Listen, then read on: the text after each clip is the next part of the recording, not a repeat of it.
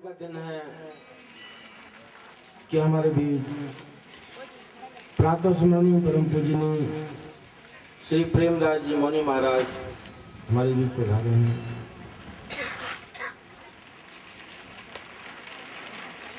तो ये हमारे लिए बड़े ही भगवान की साक्षात कृपा का एक परिचय है। तो आप सब लोग हाथ जोड़ करके महाराज जी का वंदन करिए। सब हाथ जोड़। आज रानी खेत में झूला देवी मंदिर है। वहाँ श्री राम संस्कृत विद्यापीठ और श्री राम संस्कृत श्री राम मंदिर के वैष्णवाचार्यों में प्रमुख स्थान है महाराज जी। तो बड़ा सौभाग्य है कि महाराज जी और उनके यहाँ रामायण का यज्ञ चल रहा है, पाठ अखंड पाठ, उसको छोड़ करके महाराज जी दर्शन देने के लिए आए। तो उनका लाख लाख धन्यवाद और उनको कोटि कोटि प्रणाम। हरे वासुदेवाय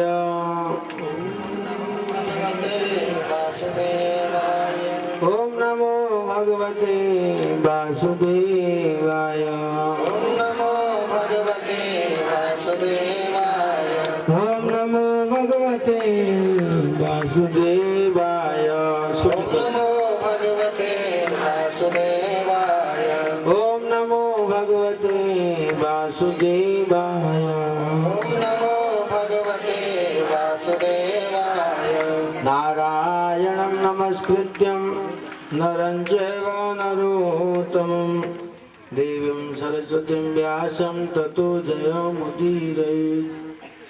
नष्टप्रायेषु अभद्रेषु नित्यं भागवत सेवया भगवती उत्तम श्लोके भक्तिर्भवती नष्टकी। मम ज्ञानतिमिरन्धस्य ज्ञानञ्जनशलाकया चक्षुरुन्मिलितं येन तस्मै श्रीगुरवे नमः। श्रीचैतन्यमनोभीष्टं स्थापितं येन भूतले स्वयं रूप गदा मह्यं ददाति सत्वदन्तिकम्। वन्देऽहं श्रीगुरुश्रीयुतपदकमलं श्रीगुरुन् वैष्णवास्य श्रीरूपं साग्रजातं सहगण रघुनाथान्वितं तं सजीवम् साद्वैतं सावधूतं परिजनसहितं कृष्ण चैतन्यदेवं श्रीराधा कृष्णपदान सहगण ललिता श्रीविशाखान्वितास्य। हे कृष्ण करुणा सिंधु दीनबन्धु जगत्पते गोपेश गोपिका कांत राधा कांत नमस्तुते। तप्त कांचन गौरांगी राधे वृंदावनेश्वरी विश्वानुसुते देवी प्रणमामि हरिप्रिये। गुरुगौरचंद्राय राधिकाय तदालये कृष्णाय कृष्ण भक्ताय तद्भक्ताय नमो नमः। नमो विष्णुपादाय कृष्ण पृष्ठाय भूतले श्रीमते भक्ति वेदांत स्वामिनिति नामिने। नमस्ते सरस्वती देवं गौरवाणी विचारिणे निर्विशेष शून्यवादी पाश्चात्य देशतारिणे। जय श्री कृष्ण चैतन्य प्रभु नित्यानंद श्री अद्वैत गदाधर शिवासदि गौर भक्तवृंद। हरे कृष्णा कृष्णा कृष्णा हरे हरे, हरे राम राम राम हरे हरे। हरे कृष्णा कृष्णा कृष्णा हरे हरे, हरे राम राम हरे हरे। हरे कृष्णा कृष्णा कृष्णा हरे हरे, हरे राम राम हरे हरे। पवित्र सन्निधि में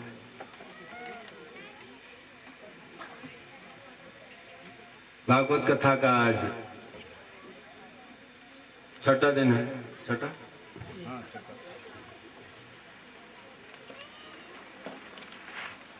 महात्म्य के हिसाब से 500 दिन हुआ। महात्म्य का दिन कथा में नहीं लगाते हम लोग, इसे 500 टोटल छठा। हमारा विचार है कि पूर्णाहुति के दिन भी कथा करेंगे। तो 10 से 12 बजे तक पूर्णाहुति, 12 से 3-4 बजे तक कथा, फिर भंडारा। ठीक रहेगा?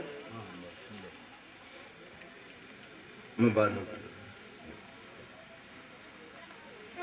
रवगुण जल भरत प्रसंग, महाराज चित्रकेतु का प्रसंग। एक प्रसंग मैं और सुनाना चाहता हूँ। चित्रकेतु महाराज से पहले का प्रसंग है, पंचम स्कंद का। सुखदेव गोस्वामी पाद परीक्षित महाराज से नरकों की स्थिति बताते हैं। जैसे हम किसी को गाली देते हैं कि तूने मेरा ऐसा किया, नरक में जाएगा, तो पहले हम छोटे थे तो हम समझते थे एक ही नरक होता होगा, लेकिन भागवत में जब पढ़ा तो 28 तरह के नरक होते हैं।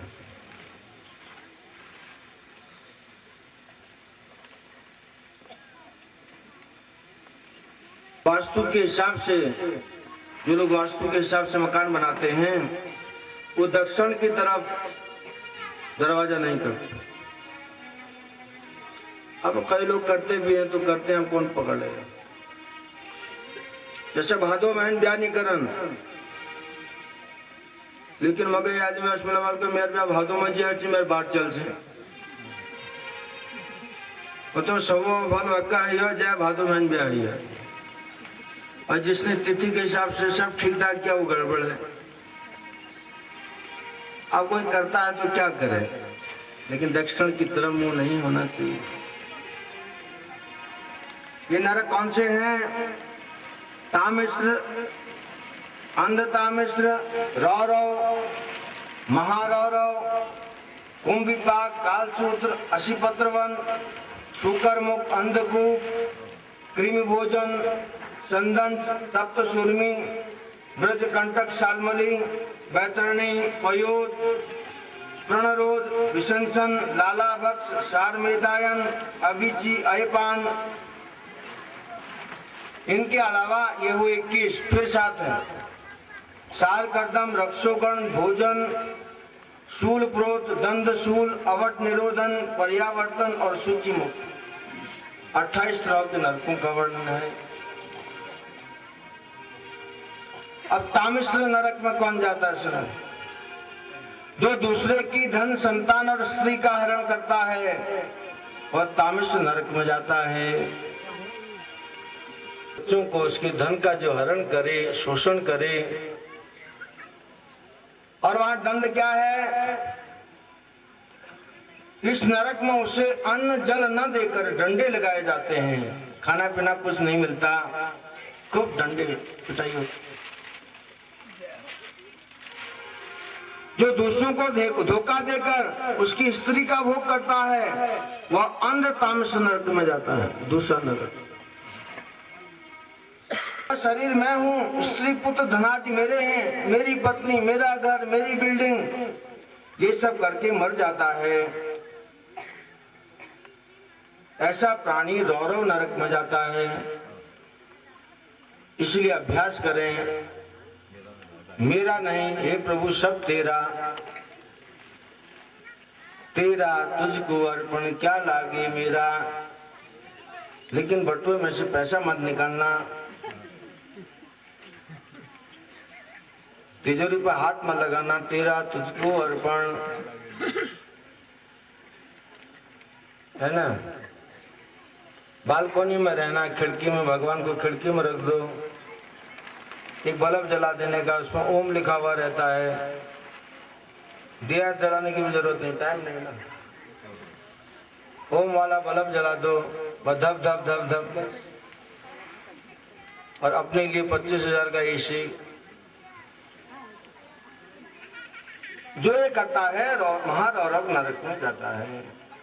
भाई भागवत में लिखा है, पंचम स्कंद में पढ़ लीजिए, कहीं हमारा गला मत पकड़ लेना।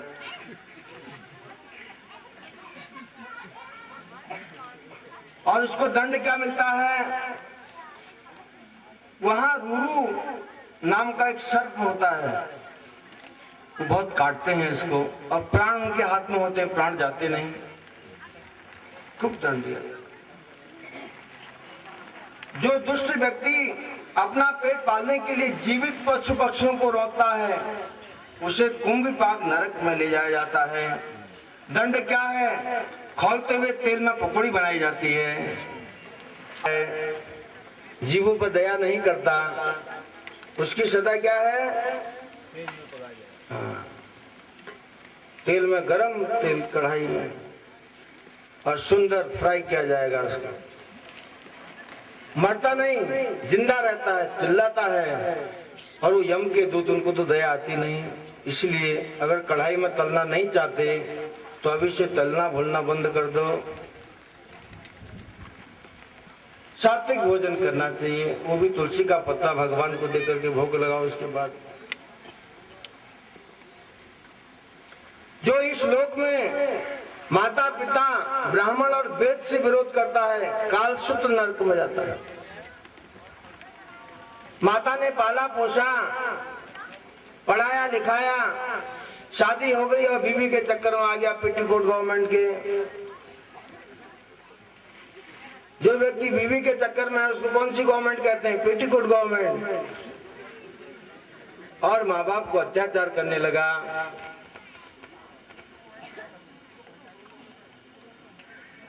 कौन सा नरक है?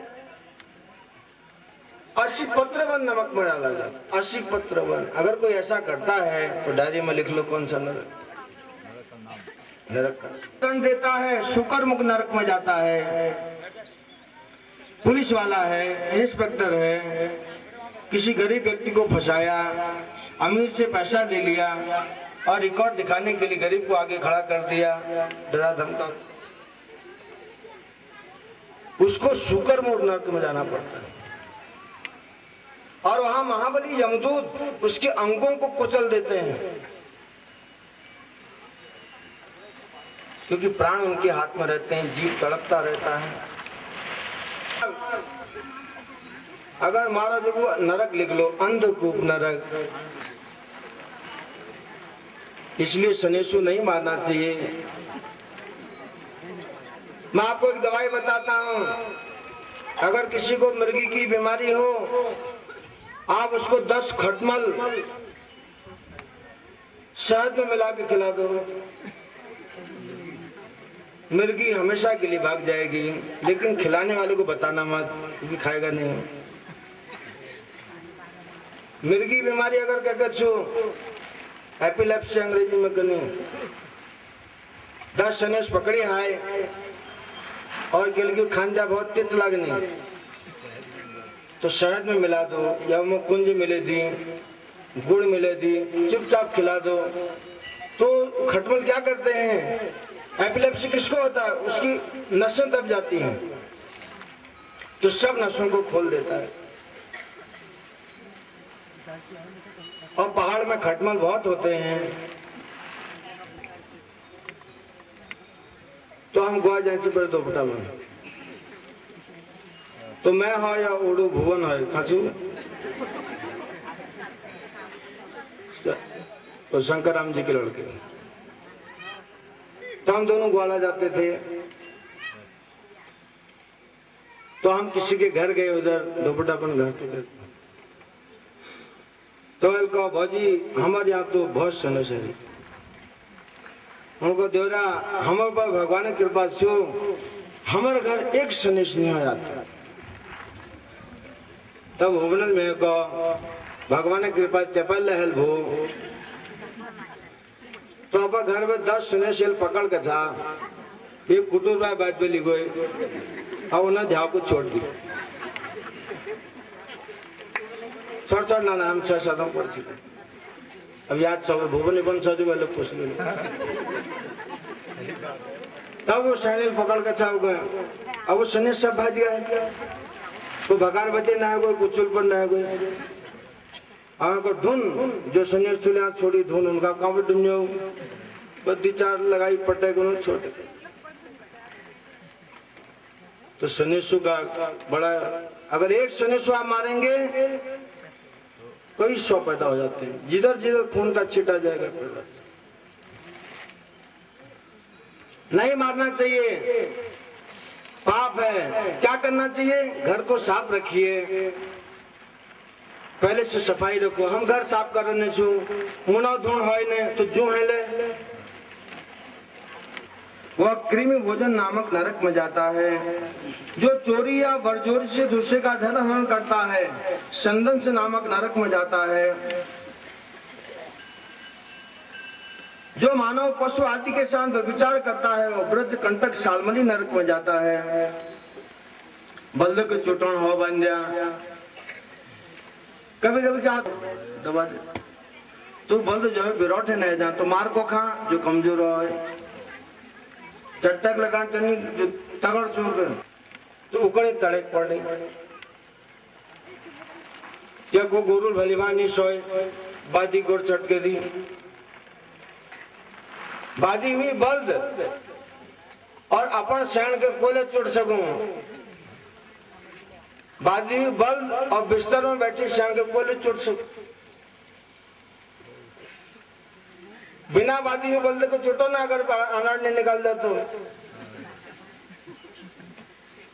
और द्वारा शान पे हाथ लगा पे दिखाओ खड़े आंख ताड़ में दिखाओ आंख गाड़ गाड़ दे दादागिरी दिखाना है बाहर दिखाओ सीधी सादी पत्नी चुप बैठी रहनी और चोट दी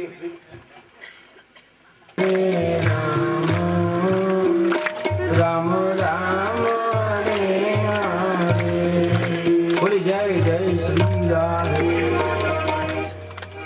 28 श्लोक के नरकों का वर्णन है।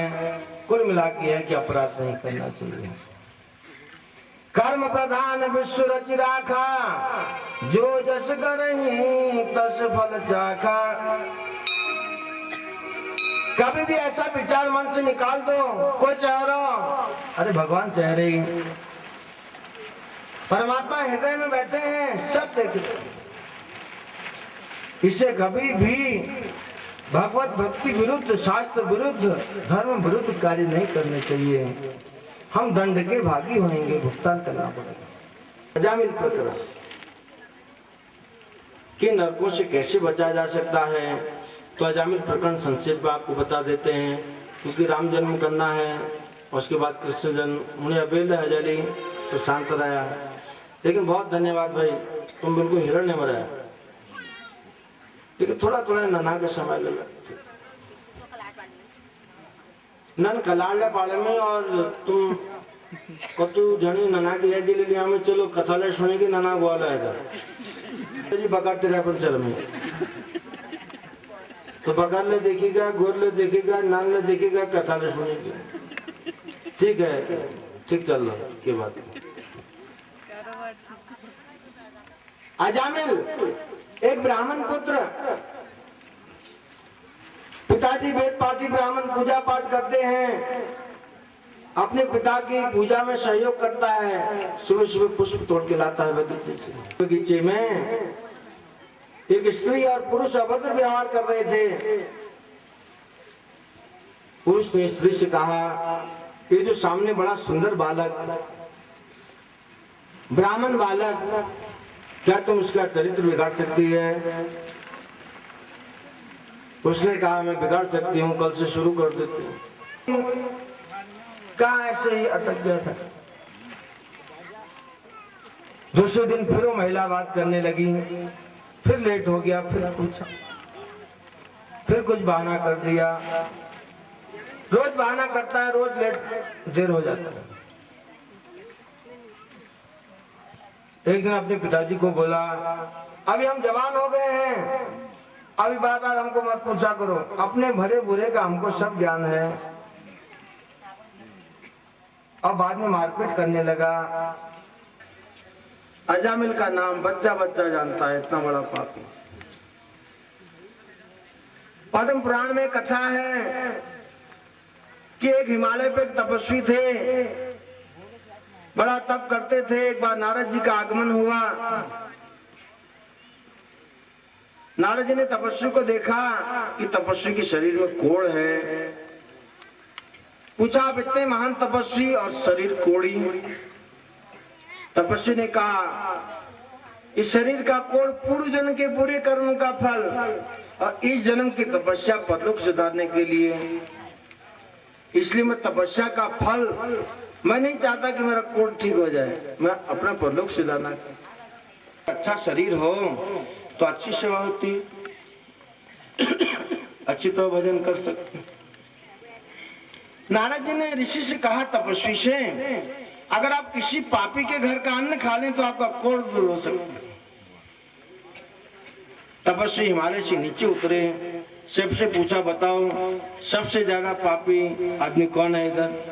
तो सबने बताया अजामिल महाराज हैं।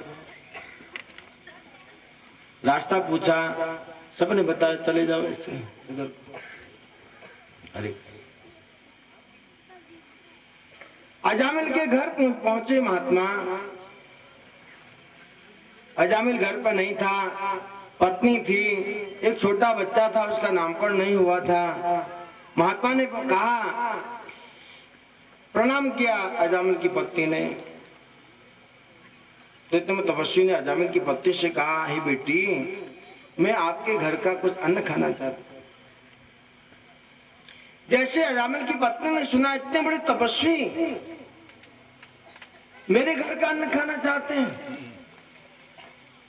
मैं पापिन, मैंने एक ब्राह्मण बालक की जिंदगी बर्बाद कर दी, मेरा मुंह देखना पाप है, मेरे घर का अन्न खाओगे? रोने लगी, गिड़गिड़ाने लगी तपस्वी के आगे, भगवान के भक्त के आगे। तो भगवान के भक्त को तरस आ गया, इसका कल्याण करना चाहिए।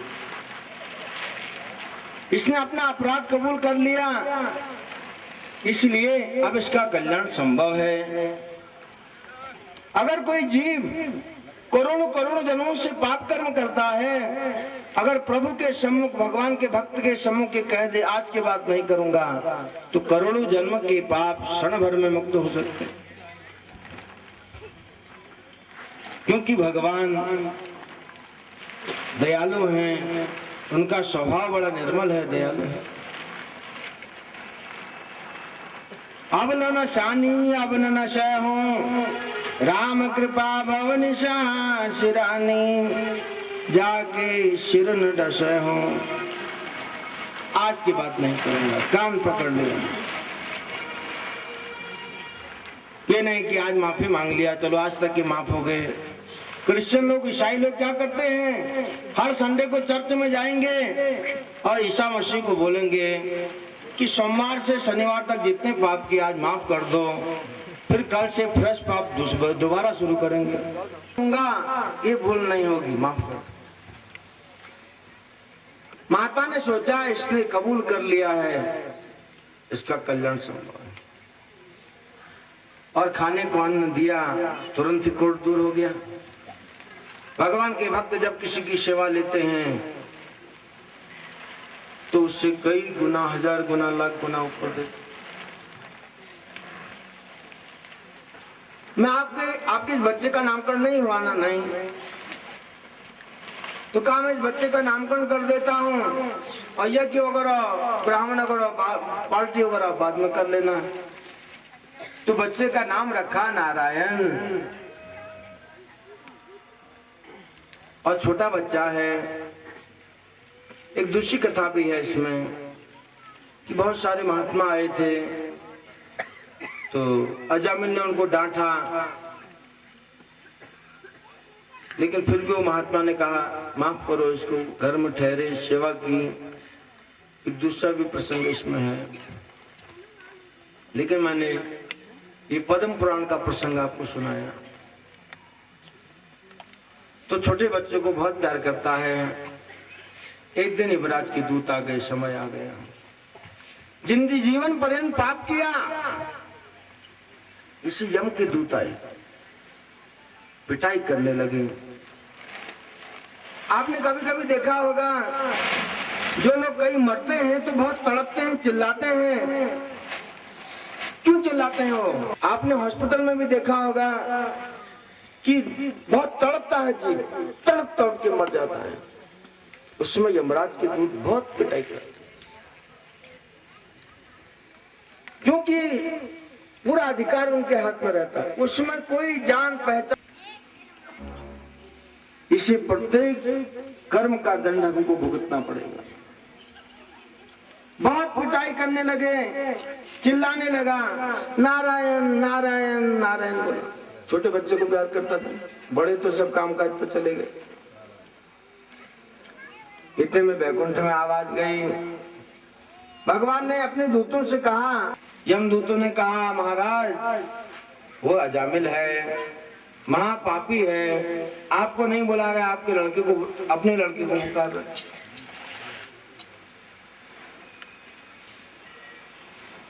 लक्ष्मी जी ने भी कहा, आपको नहीं बुला रहा भगवान, अपने लड़के को बुला रहा है। भगवान त्यजन्ते कलेवरम तमेवेति कौन्तेय सदा तद्भाव भावितम्। हमने गीता में वचन दिया, मरते वक्त जो हमारा नाम लेगा हमको प्राप्त होगा। जाओ लेके आओ। विष्णु दूतों ने कहा यमराज के दूतों से, छोड़ दो उसको। यमदूतों ने कहा छोड़ दो, हमारे मालिक की आज्ञा है। आप लोग कहां से आए हो? उन्होंने कहा हम विष्णु दूत हैं, हमारे मालिक की आज्ञा है, इसको छोड़ दो। तो यमदूतों ने कहा, यमदूत क्या समझते हैं कि यमराज ही सबसे बड़ा होता है? तो विष्णु दूतों ने कहा जो आपका मालिक है, हमारे मालिक के सामने कुछ नहीं है। तुम्हारा मालिक एक थाने का थानेदार है और हमारा मालिक यहाँ का प्रधानमंत्री राजा है। हम सेंट्रल गवर्नमेंट से आए हैं, तुम स्टेट गवर्नमेंट का एक पुलिस थाने से आए हो। चतुर्भुज, सब चतुर्भुज। बैकुंठ में सारे जीव चतुर्भुज होते हैं, उनका रूप रंग स्वभाव सब चतुर्भुज। जैसे भगवान वैसे सब। भगवान की पहचान कैसे होती है? शंख चक्र गदा और पद्म से। भगवान के हाथ में शंख चक्र गदा पद्म होते, तब पता लगता है भगवान है, नहीं तो पता नहीं लगता कि कौन भगवान। तो सब चतुर्भुज रूप। ने कहा कहाँ है अजामिल, लाए नहीं?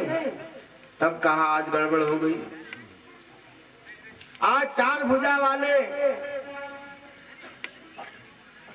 बड़े अजनबी, बड़ी सुंदर,